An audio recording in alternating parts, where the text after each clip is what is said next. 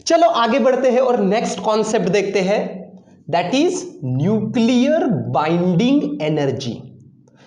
ये जो न्यूक्लियस है, हर न्यूक्लियस एटम के अंदर रहता है, कोई भी सब्सटेंस एटम से बना हुआ है, बराबर है कि नहीं। और एटम्स के अंदर क्या है, एटम्स के अंदर न्यूक्लियस है और न्यूक्लियस के अराउंड इलेक्ट्रॉन्स रिवॉल्व हो रहे हैं। तो इलेक्ट्रॉन्स को जाने दो, हम लोग अभी न्यूक्लियर फिजिक्स के बारे में बात कर रहे हैं। तो न्यूक्लियस जो है ना, इलेक्ट्रॉन्स की ये ऑर्बिट होगी, तो इनको जाने दो। फिलहाल अभी सिर्फ न्यूक्लियस के बारे में सोचो।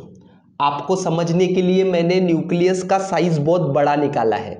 बेसिकली न्यूक्लियस का साइज बहुत ही छोटा होता है, वैसे ही एटम का साइज बहुत छोटा होता है, बराबर है कि नहीं। और एटम के भी 1/10 साइज में न्यूक्लियस रहता है। तो न्यूक्लियस का साइज तो बहुत ही छोटा रहता है। और न्यूक्लियस के अंदर क्या रहते हैं, न्यूक्लियस के अंदर रहते हैं प्रोटॉन्स और न्यूट्रॉन्स। प्रोटॉन्स के ऊपर पॉजिटिव चार्ज रहता है हर एक प्रोटॉन के ऊपर, और न्यूट्रॉन्स के ऊपर कोई चार्ज नहीं रहता, बराबर है कि नहीं। तो बेसिकली देखो, ये रेड कलर से मैंने दिखाए हैं प्रोटॉन्स, ये है प्रोटॉन्स, ठीक है ना। न्यूक्लियस के अंदर के बारे में बात करें अभी हम लोग। और ये जो वायलेट कलर है उसको मैंने दिखाए हैं न्यूट्रॉन्स, ठीक है ना, ये है न्यूट्रॉन्स। तो न्यूक्लियस के अंदर दो चीजें रहती है, प्रोटॉन्स और न्यूट्रॉन्स, ठीक है ना। और प्रोटॉन्स और न्यूट्रॉन्स न्यूक्लियस के अंदर रहते हैं। कितने प्रोटॉन्स रहते हैं, नंबर ऑफ प्रोटॉन्स रहते हैं Z, जिसको बोलते हैं एटॉमिक नंबर, बराबर है कि नहीं। एटॉमिक नंबर बोलते कि नहीं, एटॉमिक नंबर। एटॉमिक नंबर की डेफिनेशन क्या है, केमिस्ट्री में पढ़े होंगे आपने, द नंबर ऑफ प्रोटॉन्स और नंबर ऑफ इलेक्ट्रॉन्स। जितने प्रोटॉन्स रहते उतने ही इलेक्ट्रॉन्स भी रहते हैं, है ना। लेकिन इलेक्ट्रॉन्स के बारे में जाने दो, अभी इलेक्ट्रॉन्स के बारे में नहीं सोच रहे हम लोग न्यूक्लियस के अंदर की चीजों के बारे में बात कर रहे हैं। तो न्यूक्लियस के अंदर रहते हैं प्रोटॉन्स, कितने, Z, जितना उसका एटॉमिक नंबर है, ठीक है। और ये जो नंबर ऑफ प्रोटॉन्स है, जैसे मैंने यहां पे 4 दिखाए हैं जस्ट समझने के लिए, और ये जो नंबर ऑफ न्यूट्रॉन्स है, तो प्रोटॉन्स और न्यूट्रॉन्स दोनों को मिला के जो टोटल नंबर आएगा, number of protons plus number of neutrons, दोनों को मिला के जो टोटल नंबर आएगा उसको बोलते atomic mass number. Atomic number मतलब Z और एटॉमिक मास नंबर मतलब A, कैपिटल A। तो एटॉमिक मास नंबर मतलब क्या, न्यूक्लियस के अंदर जितने भी प्रोटॉन्स हैं और जितने भी न्यूट्रॉन्स हैं, वो नंबर मतलब एटॉमिक मास नंबर। जैसे मेरे एग्जांपल में देखो, 4 प्रोटॉन्स है, बराबर है, और 3 न्यूट्रॉन्स है, ठीक है। तो 4 + 3 = 7, इसका एटॉमिक मास नंबर हो जाएगा 7। और एटॉमिक नंबर कितना हो जाएगा, एटॉमिक नंबर मतलब सिर्फ प्रोटॉन की संख्या। तो कितने प्रोटॉन्स है मेरे एग्जांपल में, 4 प्रोटॉन्स है, तो Z हो जाएगा 4 और A हो जाएगा 7, बराबर है। तो एटॉमिक नंबर मतलब नंबर ऑफ प्रोटॉन्स, और एटॉमिक मास नंबर मतलब प्रोटॉन्स और न्यूट्रॉन्स दोनों को मिला के। तो देखो, न्यूक्लियस के अंदर रहते हैं प्रोटॉन्स, है ना, हम लोग न्यूक्लियस के बारे में बात कर रहे हैं, है ना। कितने रहते प्रोटॉन्स, Z, और उसी के साथ साथ न्यूक्लियस के अंदर रहते न्यूट्रॉन्स। कितने रहेंगे न्यूट्रॉन्स बताओ, है ना, न्यूट्रॉन्स रहेंगे A - Z, बराबर है कि नहीं। न्यूट्रॉन्स की संख्या कितनी रहेगी, A - Z। कैसे कैसे लिखा है A - Z, समझा ना, बराबर है। प्रोटॉन्स मतलब कितने प्रोटॉन्स है न्यूक्लियस के अंदर, Z, और प्रोटॉन और न्यूट्रॉन दोनों को मिला के क्या बोलते हैं, एटॉमिक मास नंबर, है ना। दोनों को मिलके, जैसे मेरे एग्जांपल में देखो 4 प्रोटॉन्स है, मतलब Z की वैल्यू है 4, और 4 प्रोटॉन्स और 3 न्यूट्रॉन्स, है ना। तो 4 + 3 एटॉमिक मास नंबर है 7। तो न्यूट्रॉन की संख्या कैसे आएगी, number of neutrons = A - Z, बराबर है कि नहीं। प्रोटॉन्स और न्यूट्रॉन्स दोनों को मिलके रहता है एटॉमिक मास नंबर, और नंबर ऑफ प्रोटॉन्स मतलब Z, तो है ना तो सिंपल सा एडिशन है, कितने होंगे न्यूट्रॉन्स, A - Z, ठीक है। तो न्यूक्लियस के अंदर रहते हैं इतने सारे प्रोटॉन्स और न्यूट्रॉन्स। और ये प्रोटॉन्स और न्यूट्रॉन्स एक दूसरे के साथ बंधे हुए रहना चाहिए, बंधे हुए रहते हैं, है ना। देखो न्यूक्लियस का साइज वैसे भी छोटा है, बहुत ही छोटा है न्यूक्लियस का साइज, और उसके अंदर भी प्रोटॉन्स और न्यूट्रॉन्स है। चलो एक बार का न्यूट्रॉन्स को जाने दो, न्यूट्रॉन्स के ऊपर कोई चार्ज नहीं रहता, लेकिन प्रोटॉन्स के ऊपर तो पॉजिटिव चार्ज रहता है। तो ये जो प्रोटॉन्स है पॉजिटिवली चार्ज, ये तो एक दूसरे से रिपेल होना चाहेंगे, बराबर है कि नहीं, वो थोड़ी ना पास पास रहना चाहेंगे, बराबर। तो न्यूक्लियस के अंदर प्रोटॉन्स और न्यूट्रॉन्स को बांध के रखने के लिए जो एनर्जी लगती है उसको बोलते हैं बाइंडिंग एनर्जी। अपने आप ही थोड़ी बनेगा न्यूक्लियस, वो थोड़ी ना उसी जगह पे प्रोटॉन्स और न्यूट्रॉन्स अपने आप ही रहेंगे, है कि नहीं। उनको बांध के रखने के लिए एक एनर्जी रहती है जिसको बोलते हैं न्यूक्लियर बाइंडिंग एनर्जी, है ना। देखा जाए तो प्रोटॉन जो है वो पॉजिटिवली चार्ज है, तो पॉजिटिव चार्जेस में रिपल्शन आने लगता है ना। तो ये तो प्रोटॉन्स एक दूसरे से दूर भागने की कोशिश करेंगे, वो थोड़ी ना पास पास रहने की कोशिश करेंगे, है ना। वैसे ही न्यूक्लियस का साइज इत्तू सा, और इत्तू से साइज में हम लोग न्यूट्रॉन और प्रोटॉन उनको बांध के वो ऐसे पास पास में है। इसका मतलब ये कि न्यूक्लियस के अंदर जो प्रोटॉन्स और न्यूट्रॉन्स है उनको एक साथ जो बांध के रखती है एनर्जी, उसको बोलते हैं हम लोग बाइंडिंग एनर्जी। तो कैसे डिफाइन करेंगे बाइंडिंग एनर्जी को? द एनर्जी विच बाइंड्स, है ना, the energy which binds protons and neutrons of the nucleus together is known as binding energy. बराबर है ना। बाइंडिंग एनर्जी न्यूक्लियस को बराबर से न्यूक्लियस बनाती है, बांध के रखती है प्रोटॉन्स और न्यूट्रॉन्स को। बाइंडिंग एनर्जी नहीं रही तो न्यूक्लियस ही नहीं बनेगा, है ना, वो स्टेबल रहेगा ही नहीं न्यूक्लियस, वो तो प्रोटॉन दूर दूर भागने की कोशिश करेंगे, है ना। तो वो जो बाइंड एनर्जी लगती है, और ये हर एक एटम में रहती है, हर एक न्यूक्लियस में रहती है ना। तो कैसे डिफाइन करेंगे बाइंडिंग एनर्जी को? The energy which is required to bind the protons and neutrons of the nucleus together is known as binding energy, है ना। और ये प्रोटॉन्स और न्यूट्रॉन्स ऐसा अलग अलग बोलने की आवश्यकता नहीं है। प्रोटॉन्स और न्यूट्रॉन्स किसके अंदर रहते हैं? न्यूक्लियस के अंदर रहते हैं, बराबर है कि नहीं। तो प्रोटॉन्स और न्यूट्रॉन्स दोनों को मिलके हम लोग बोलते हैं न्यूक्लियॉन्स। न्यूक्लियॉन्स मतलब जो न्यूक्लियस के अंदर रहते हैं। कौन रहते हैं न्यूक्लियस के अंदर? प्रोटॉन्स और न्यूट्रॉन्स, है ना।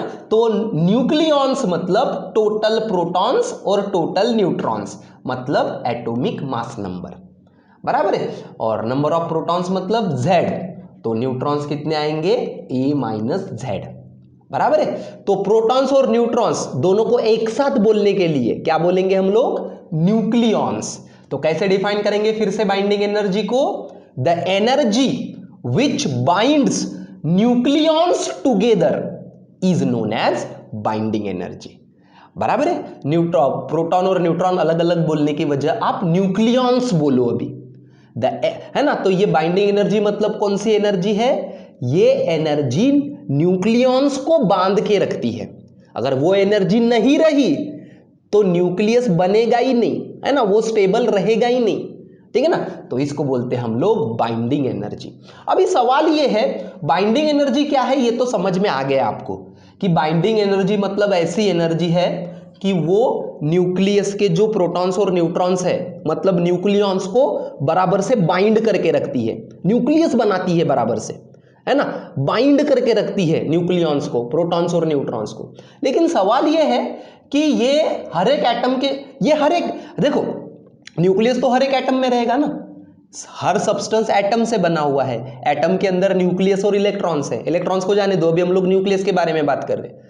तो ये न्यूक्लियस के पास एनर्जी आती कहां से है ना। ये भी सवाल है कि ये जो न्यूक्लियर बाइंडिंग एनर्जी है, ये एनर्जी जो न्यूक्लियस को बाइंड करने को लगती है, न्यूक्लियस को बनाने को लगती है ना, न्यूट्रॉन्स और प्रोटॉन्स को बांध के रखने के लिए लगती है, वो आती कहां से है?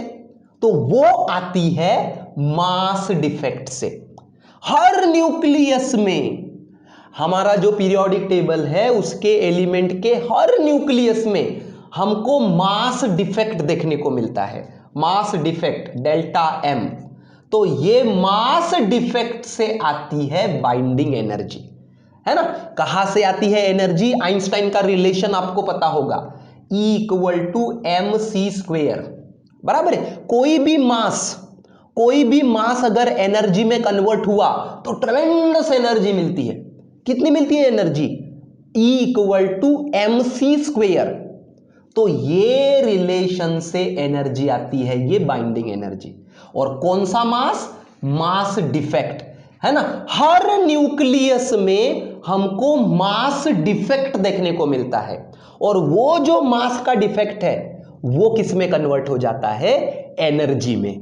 कौन से फॉर्मूले से? आइंस्टाइन के फॉर्मूले से, E = mc²। ठीक है, तो चलो अभी मास डिफेक्ट क्या है वो भी समझने की कोशिश करते हैं, ठीक है ना। तो बाइंडिंग एनर्जी जो आएगी न्यूक्लियस में वो आएगी मास डिफेक्ट की वजह से। और मास डिफेक्ट मतलब क्या है? डिफेक्ट डिफेक्ट मतलब क्या? डिफेक्ट मतलब एरर। डिफेक्ट मतलब सिंपल भाषा में एरर, है ना। एक आप शक्कर लेने गए, 1 किलो की शक्कर मांगे आपने दुकानदार से, लेकिन घर आके चेक करते हो तो 900 ही ग्राम है। मतलब कितने का डिफेक्ट हुआ? 100 ग्राम का डिफेक्ट हुआ। वैसा ही मास डिफेक्ट मतलब एक प्रकार का एरर, है ना। देखो ये जो न्यूक्लियस है, जो एग्जांपल के तौर पे मैंने इस न्यूक्लियस में 4 प्रोटॉन निकाले हैं और 3 मैंने न्यूट्रॉन निकाले हैं, ठीक है ना, एग्जांपल के तौर पे, है ना। नंबर ऑफ प्रोटॉन्स जनरली कितने रहते? Z। और नंबर ऑफ न्यूट्रॉन्स कितने रहते? A - Z। इतने रहते न्यूट्रॉन्स, है ना। न्यूट्रॉन्स और प्रोटॉन्स दोनों को मिलके बोलते हैं A, एटॉमिक मास नंबर। तो न्यूट्रॉन्स कितने हो जाएंगे? A - Z। तो चलो ये है, इतने हैं प्रोटॉन्स मतलब Z, और इतने हैं न्यूट्रॉन्स। कितने रहते न्यूट्रॉन्स? A - Z। मेरे एग्जाम्पल में मेरे 4 प्रोटॉन्स दिखाए हैं और 3 न्यूट्रॉन्स दिखाए हैं जनरल समझने के लिए, लेकिन प्रोटॉन्स की संख्या रहती Z और न्यूट्रॉन्स रहते A - Z। तो थ्योरेटिकली देखा जाए, थ्योरेटिकली तो इसका मास कितना होना चाहिए रे, है ना। प्रोटॉन का मास है, प्रोटॉन का मास अगर mp है तो Z प्रोटॉन्स है, Z × mp, प्लस कितने न्यूट्रॉन्स है? A - Z, A - Z × mn, बराबर है कि नहीं। प्रोटॉन्स है Z, न्यूट्रॉन्स है A - Z। एक प्रोटॉन का मास है mp, एक न्यूट्रॉन का मास है mn। तो थ्योरेटिकली इस न्यूक्लियस का मास इतना होना चाहिए। अग्री? समझ में आया मैं क्या बोल रहा? इतना मास होना चाहिए, है ना। लेकिन है ना, एक्चुअल में न्यूक्लियस का मास इतना रहता ही नहीं है, इससे थोड़ा सा कम रहता है ना। एक्चुअल में इतना होना चाहिए, जैसे मैंने आपको शक्कर का उदाहरण दिया, एक्चुअल में आपको 1 kg मतलब 1000 ग्राम मिलना चाहिए, लेकिन कितना मिला? 900 ही ग्राम मिला। 100 ग्राम वो दुकानदार ने मार दिया। वैसा ही एक्चुअली न्यूक्लियस का मास थ्योरेटिकली इतना होना चाहिए, लेकिन, है ना, थ्योरेटिकली इतना होना चाहिए, लेकिन एक्चुअल में न्यूक्लियस का मास इससे थोड़ा कम रहता है। तो एक्चुअल मास मान के चलो है M, कैपिटल M, है ना। ये जो है ये जो इतना होना चाहिए थ्योरेटिकल मास, इससे थोड़ा सा कम रहता है। तो ये दोनों के बीच का डिफरेंस मतलब मास डिफेक्ट। इतना होना चाहिए था, 1000 ग्राम होना चाहिए था, लेकिन है कितना? 920 ग्राम, है ना, शक्कर का उदाहरण। उसी प्रकार से इतना मास होना चाहिए लेकिन है इतना ही। तो मास डिफेक्ट कैसा लिखते हैं हम लोग? This is the theoretical mass minus this is the actual mass, है ना। इतना होना चाहिए हमारे कैलकुलेशन के हिसाब से, क्योंकि उसमें Z प्रोटॉन्स है, तो Z × mp मतलब प्रोटॉन का मास हो गया, A - Z मतलब न्यूट्रॉन्स, ये न्यूट्रॉन्स का मास हो गया। तो नंबर ऑफ न्यूट्रॉन्स और प्रोटॉन्स के हिसाब से इतना होना चाहिए, लेकिन एक्चुअल में कितना है? थोड़ा कम है, इतना ही है। तो दोनों के बीच का डिफरेंस मतलब मास डिफेक्ट।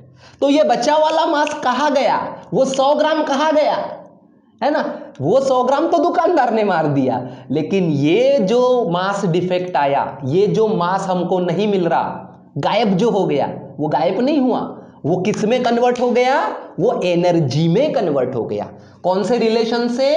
आइंस्टाइन के रिलेशन से। तो कितना मास? ये डेल्टा एम, मास डिफेक्ट को लिखते हैं डेल्टा एम से। तो ये mass E equal to M C square, कितना मास है यहां पे? Delta M C square. तो ये मास एनर्जी में कन्वर्ट हो जाता है और उस एनर्जी को बोलते हैं बाइंडिंग एनर्जी। वो जो एनर्जी निकलती है ना, और ये ट्रेमेंडस एनर्जी रहती है बराबर, है ना, E equal to M C square. थोड़ा भी मास अगर एनर्जी में कन्वर्ट हुआ तो सी स्क्वेयर, बाप रे कितनी बड़ी एनर्जी रहती। और वो एनर्जी काम में आती है न्यूक्लियस को बांध के रखने के लिए, और उसको बोलते हैं हम लोग न्यूक्लियर बाइंडिंग एनर्जी। तो क्या हो जाएगा फॉर्मूला बाइंडिंग एनर्जी का? है ना, E equal to M C square, mass कितना? मास डिफेक्ट, तो डेल्टा एम सी स्क्वेयर। तो this is the formula for binding energy, delta M C square. Delta M मतलब क्या? Mass defect. कैसे निकालोगे mass defect? Theoretical mass minus actual mass. Theoretical mass मतलब इतने number of protons है, इतने number of neutrons है, तो नंबर ऑफ प्रोटॉन्स और न्यूट्रॉन के ऊपर से जो निकलेगा मास वो हो गया थ्योरेटिकल मास, है ना, Z into M P plus A minus Z M M, minus actual mass, ये हो जाएगा मास डिफेक्ट। बराबर है। तो बाइंडिंग एनर्जी, है ना, बाइंडिंग एनर्जी मतलब क्या? वो न्यूक्लियस को बराबर से बांध के रखती है। प्रोटॉन्स और न्यूट्रॉन्स, न्यूक्लियॉन्स जो बोलते हैं जिनको हम लोग, प्रोटॉन्स और न्यूट्रॉन्स दोनों को मिलके क्या बोलते हैं? न्यूक्लियॉन्स। तो न्यूक्लियॉन्स को बराबर बांध के रखती है, न्यूक्लियस को स्टेबल रखती है। जितनी ज्यादा बाइंडिंग एनर्जी रहेगी उतना ज्यादा वो न्यूक्लियस स्टेबल रहेगा, है ना, ज्यादा एनर्जी के साथ बांध के रखेंगे उसको तो वो स्टेबल रहेगा।